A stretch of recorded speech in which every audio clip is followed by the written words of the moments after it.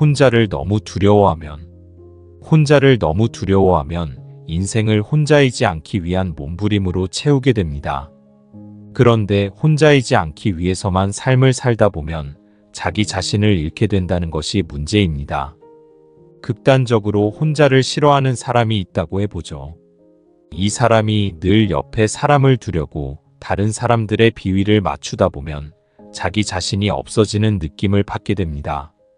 옆에 있던 사람이 나를 떠나면 또 다른 사람에게 비위를 맞추고 또 그 사람마저 나를 떠나면 또 다른 사람에게 비위를 맞추고 그러다 보면 나는 없어집니다. 그런데 인간은 자기 자신을 잃고서는 만족을 못하게 되어 있는 존재입니다. 이렇게 되면 행복해지는 것이 불가능해집니다.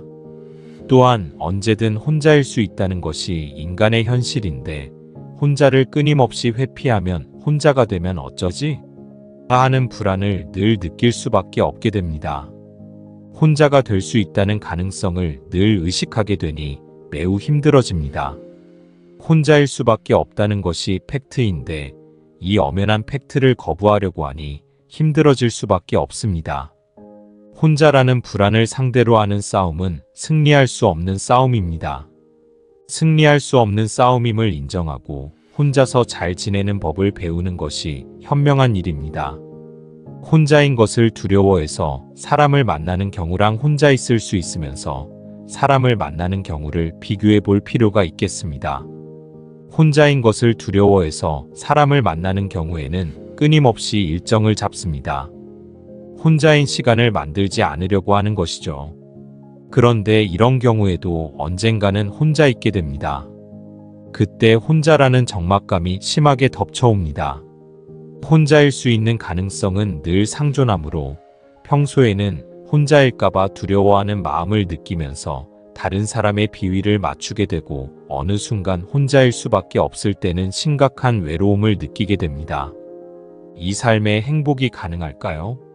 그 적막함이 싫어 술을 마시거나 약물에 의존하거나 하게 되기 쉽습니다. 이렇게 되면 이 사람은 자기 자신을 발전시키거나 세상을 배우는 일에 소홀하게 됩니다. 자신의 주파수를 타인에게 맞추고 있으니까요. 마음의 에너지를 모두 타인의 비위를 맞추는 데 쓰고 있는데 무슨 에너지가 남아서 자신을 발전시키겠습니까? 실존주의 심리학자 롤로 메이도 고독감을 외면하려고만 애쓴다면 이 고독감을 이용하여 자신의 내적인 잠재력이나 삶의 방향에 대한 통찰력을 개발할 수 없게 될 뿐 아니라 이를 기초로 해서 남들과 정말 의미 있는 관계를 맺을 수도 없게 되고 만다. 고 말한 바 있습니다. 혼자를 극도로 싫어하는 사람은 타인에게 매달릴지는 몰라도 타인과 의미 있는 관계를 맺지는 못하게 됩니다. 어느 누구도 자신에게 매달리는 사람에게 매력을 느끼지는 않습니다. 누구나 자기만의 고유한 매력이 있는 사람을 좋아합니다. 나에게 일방적으로 맞춰주려는 사람에게는 매력을 느끼지 않습니다. 더구나 나에게 집착하는 사람은 부담스러워서 피하고 싶어집니다. 혼자 있을 수 있으면서 타인과 함께할 줄도 아는 사람은 혼자일 때는 혼자여서 할 수 있는 것을 하고 다른 사람과 함께일 때는 함께해서 좋은 일을 합니다. 혼자일 때는 다른 사람을 배려할 필요 없이 자신이 원하는 것을 하니 충족감이 있고 타인과 함께할 때는 타인과 함께함으로 인한 만족감이 있습니다. 혼자일 때는 혼자여서 할 수 있는 것을 하면서 자신을 발전시키고 그렇게 발전되는 자기 자신에게 자부심을 느끼게 됩니다. 그리고 혼자서 이런저런 발전을 위한 시도를 해보면서 자신이 무엇을 할 때 더 행복한지를 알게 됩니다. 점점 더 자기 자신을 알아가게 되는 것입니다. 사람이 자기 자신을 알기가 어렵습니다. 세상을 살아내느라 자신의 책무를 하느라 정작 자신이 진정으로 뭘 좋아하고 뭘 싫어하는지를 제대로 느껴보지 못한 채 살아가는 사람들이 많습니다. 저는 이런 사람도 본 적이 있습니다. 40이 넘어서야 자신이 무얼 손으로 만드는 것을 이렇게 좋아하는 사람인지를 알았다고 고백하는 사람이었습니다. 그런데 사실 40에 안 것도 그리 늦은 것은 아닙니다. 어떤 사람은 평생 자신을 모른 채 해야 할 일만 하다가 죽기도 하니까요. 우리는 자칫하면 자신 안의 욕구에 따르는 행동을 하느라, 아니면 현실에서의 스트레스를 견디느라, 아니면 타인의 눈치를 보느라 자기 자신의 마음의 소리는 듣지 못하게 됩니다. 욕구에 따른 행동을 할 때는 그 욕구를 충족시키는 행동에 초점을 맞추느라 자신이 정말 무엇을 좋아하는지까지는 알게 되기 어려울 수 있습니다. 어떤 행동을 하든 그러한 행동을 하는 자기 자신에 대해 생각하면서, 그 행동을 할 때의 마음 상태에 대해 생각하면서, 그러한 자기 자신에 대해 생각할 줄 알아야 자기 자신이 무엇을 좋아하고 무엇을 싫어하는지를 알게 될 수 있습니다. 혼자를 너무 두려워하면 자기 자신을 알기 어렵게 됩니다. 인생이 담배 연기보다도 더 허무해서 그렇게 마음의 서랍을 닫고는 있었지만, 그래도 입시 준비를 하면서도 중간중간 철학책에 손이 갔습니다. 철학이 참 재미있구나 생각했습니다. 그러나 철학 공부는 팔자가 늘어져야 할 수 있을 것 같았습니다. 철학은 참 관념적이다 싶었고, 철학보다는 실제로 세상을 바꾸는데 도움이 되는 전공을 하고 싶다고 생각했습니다. 그래서 전공을 행정학으로 택해서 대학에 진학했습니다. 물론 현실적인 고려도 있었습니다. 철학처럼 돈 안 되면서 하고 싶기만 한 공부를 할 수 있는 현실적 여건은 되지 않았으니까요. 대학 생활을 하면서 저는 행정학 공부가 저 자신을 압도하지 않는다는 것을 깨달았습니다. 별로 어려울 것은 없는 공부였기에 학점 어느 정도 따면서 그냥 지냈습니다. 그러나 별로 학문을 한다는 생각은 들지 않았습니다.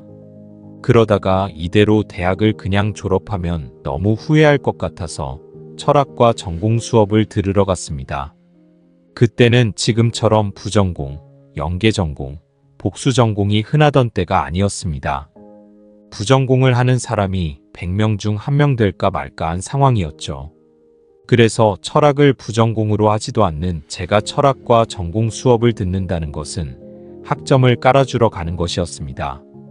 그런데 철학과 수업을 들으니 이 공부가 저를 압도하는 것이었습니다. 행정학 공부는 어렵지 않은데 저를 압도하지 않았고, 철학 공부는 무지 어려운데 저를 압도했습니다. 그러다가 2학기째 철학과 전공 수업을 듣던 어느 날 사람이 죽을 건데 자기가 하고 싶은 거는 해보고 죽어야 하는 거 아닌가 하는 생각이 들었습니다. 돈 걱정, 현실 걱정에 정말 하고 싶은 것을 못하고 사는 게 맞나 하는 의문이 들었습니다. 대학원 생활 2년 정도는 하고 싶은 걸 해도 되지 않을까 하는 생각이 들었고, 현실 감각이 없는 저는 먹고 살 걱정보다 하고 싶은 것을 하는 게 인생에서는 맞는 태도라는 원칙에 맞추어 과감하게 대학원 철학과 진학을 결정했습니다. 철학과 대학원 진학을 결정하고 알바로 학비를 벌던 중 어느 날 말 그대로 노상 강도를 만나게 되었습니다. 그 강도는 안경을 쓴 저의 얼굴을 주먹으로 때렸고, 마침 그날 여러 군데서 알바비로 받은 돈을 가져갔습니다. 저는 피를 철철 흘리며 집으로 돌아왔고, 지혈이 안 되는 바람에 코와 눈 사이의 부분을 몇 반을 꿰매야 했습니다. 그 일로 몇 날 며칠을 아무것도 하지 못하고 집에서 누워만 있었습니다. 놀란 가슴을 진정시키기 바빴고 현실이 믿겨지지 않았습니다. 강도를 만난다는 것은 드라마나 뉴스에 나올 일이지 나에게 일어날 일은 아니었습니다. 그러면서 암에 걸려도 이렇겠구나. 암에 걸리는 사람도 암은 드라마에나 나오는 이야기인 줄 알았다가 어처구니 없이 당하는 느낌이 들겠구나 하는 생각이 들었습니다. 그러다가 또 갑자기 이런 생각이 들었습니다. 만약에 그 강도가 내 얼굴을 친 게 아니라 등 뒤에서 칼을 꽂았다면 어떻게 되는 거였지? 여기까지 생각이 미치자 나를 감싸고 있던 무언가가 와장창 깨져나가는 느낌이 들었습니다. 그동안 내 주변에 있었지만 미처 의식하지 못하고 있었던 유리벽 같은 것이 와장창 깨지는 느낌이 들었습니다. 삶은 이토록 위태로운 것이었구나. 현실에는 아무런 변화가 없었지만 그 유리벽이 깨지고 나자 나는 쉴 새 없이 가슴을 때리는 의문이 연속에 어찌할 바를 몰랐습니다. 이 모든 사람들이 마치 죽음이란 존재하지도 않는다는 것처럼 집단 마취에 빠져 사는 것이 아닌가 싶었습니다. 그 일을 겪으니 겨우 닿는데 성공해왔던 그 마음의 서랍이 열려버리고 말았습니다. 저의 힘으로는 더 이상 그 서랍을 닫을 수 없었습니다. 이제 그 문제를 다루어야 할 때가 된 것이었습니다. 그러나 저는 막막했습니다. 세상에서 버려진 기분이 들었고 아무것도 할 수 없을 것만 같았습니다.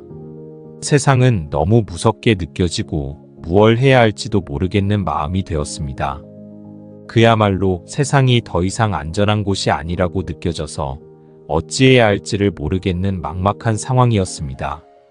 죽음이 삶 깊숙이 존재해 왔음을, 뉴스에 나오는 명사망이라는 보도가 남의 일일 수만은 없다는 것을 처절히 깨닫게 된 뒤로 이전과 같은 방식으로 살 수는 없었습니다. 어떻게 살아야 하는 거지? 무얼 믿고 살아야 하는 거지? 내 물음은 너무 무거웠습니다. 이 담배 연기보다 더 허무한 인생을 도대체 어떻게 살아야 한다는 것이지? 인생이 담배 연기보다도 허무할 수 있음을 깨닫고 난 다음부터는 어떻게 살아가야 할지를 알 수가 없었습니다. 철학과 대학원조차 왜 가야 하는지 모르겠다는 생각이 들었습니다. 근원적으로 죽을 인생을 나는 왜 살아야 하는가?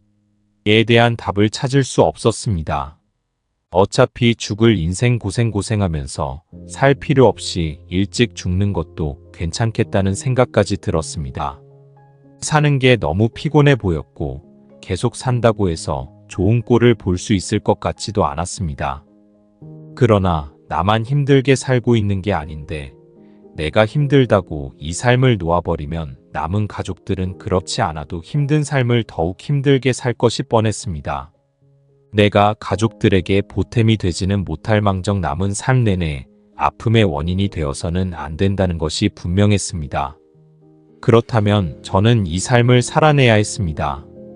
이 담배 연기보다도 더 허무해 보이는 삶을 나는 어떻게 살아내야 하는 것일까에 대한 생각을 많이 했습니다.